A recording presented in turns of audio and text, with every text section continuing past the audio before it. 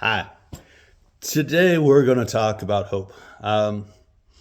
So earlier today I had my normal service with the rest of our congregation, and that was our focus. Our focus was on hope.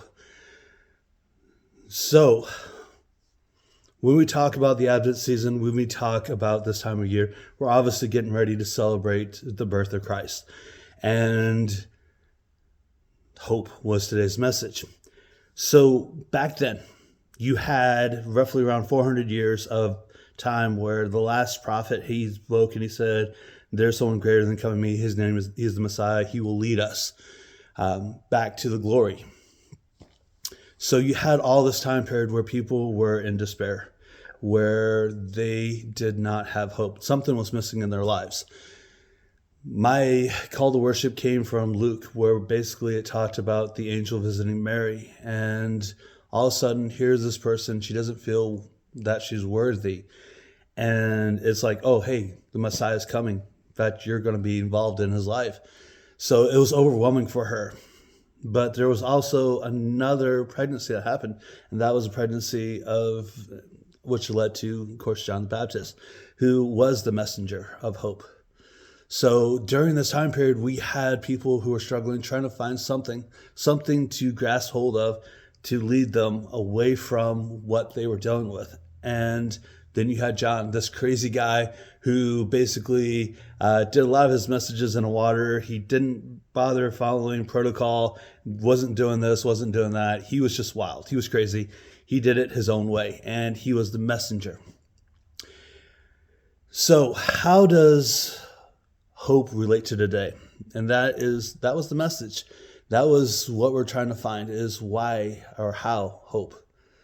I can't speak of what God wants you to do. I can't tell you what God's plans are for you, but I can tell you about what God planned for me and how hope is involved. I'm very forthcoming when people ask me about my ordeals and the struggles I went through and I still go through. My life is by far not perfect at all. I have some struggles that I deal with on a daily basis.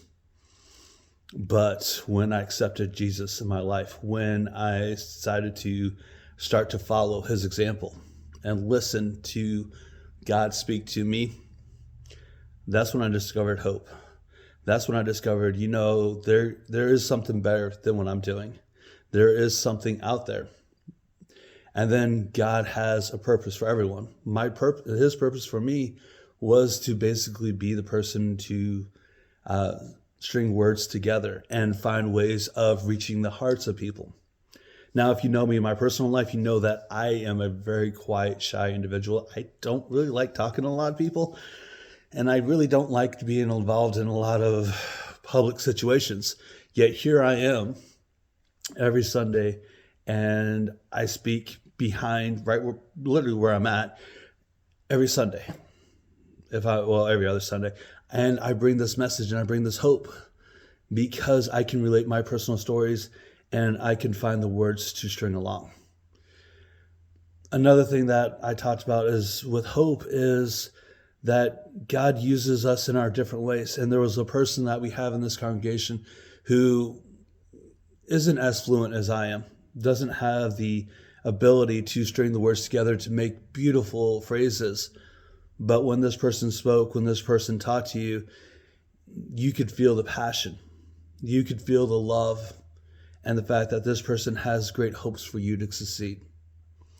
And then there's hope in other things. Like, for example, we had someone in our congregation who isn't very vocal, kind of shy, but whenever there was a need, like, for example, funerals and stuff like that, they knew that it was going to be overwhelming. And when you're overwhelmed, you have hope that somebody helps and fills in. And that's what they would do. They would say, don't worry about this. We'll take care of this for you.